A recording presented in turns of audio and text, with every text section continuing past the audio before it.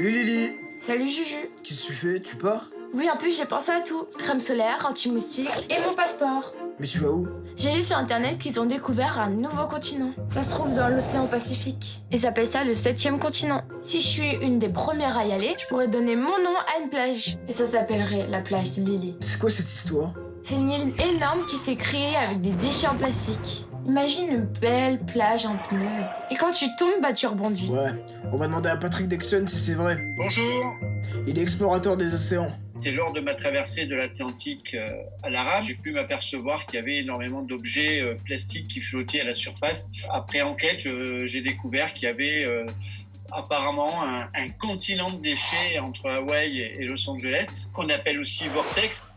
Et donc, j'ai mis ma casquette d'explorateur et je suis parti sur place. Il ne faut pas s'imaginer une île où on peut accoster et planter une toile de tente. C'est pas du tout ça. C'est complètement faux, cette image. Il faut la bannir. Ah ouais? Le 7e continent, ce sont essentiellement des zones où il y a énormément de microparticules de plastique. Ah ça, c'est dégoûtant. Ça fait 6-7 fois la taille de la France. Quand on rentre dans la zone du 7e continent, on n'est pas amené forcément à le voir parce que ces microparticules, elles sont tellement petites qu'elles se mélangent dans l'eau et des fois, quand il y a énormément de vagues, on voit pas du tout ce plastique. Ça ressemble pas du tout à un continent, mais à une soupe de plastique. C'est inquiétant le vortex, hein. Rien que le nom ça fait peur. Bon, essayons de mieux comprendre ce que c'est. Lily, je suis à l'aquarium. J'ai rendez-vous avec Alexandre Dalloni. Il est médiateur scientifique. Bonjour Alexandre. On m'a parlé de vortex, mais je comprends pas trop. Alors le vortex, tout simplement, qu'est-ce que c'est? Eh bien en fait, c'est un tourbillon. Et c'est un tourbillon là dans l'océan. C'est dû au courant, c'est dû aussi au vent et aussi à la rotation de la Terre et qui va comme ça enrouler les courants à certains endroits et on va avoir justement une grande concentration de déchets plastiques.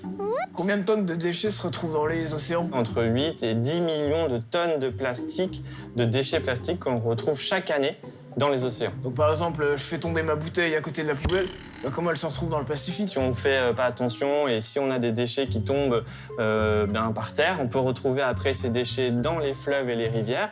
Et après, les fleuves et les rivières, bien sûr, vont arriver dans l'océan. Et ces déchets, du coup, vont rester dans l'océan, malheureusement. En fait, la durée de vie du plastique, ça peut être des fois plusieurs centaines d'années. Donc c'est vraiment très, très, très long. Et donc tout ce plastique, après, on le retrouve dans nos assiettes? Dans mon poisson pané?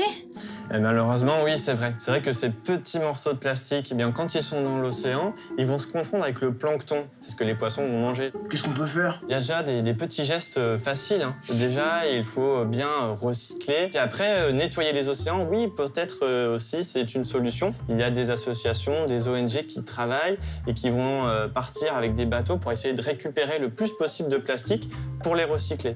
Merci beaucoup, Alexandre. Voilà, tu vois, Lily, ta plage en plastique et en pneus, elle n'existe pas. Mais il faut que tu tries tes déchets pour éviter de manger du poisson pané au plastique. Spécialité sur la plage, Lily. Juju, faut aussi penser à recycler tes blagues. Parce que là,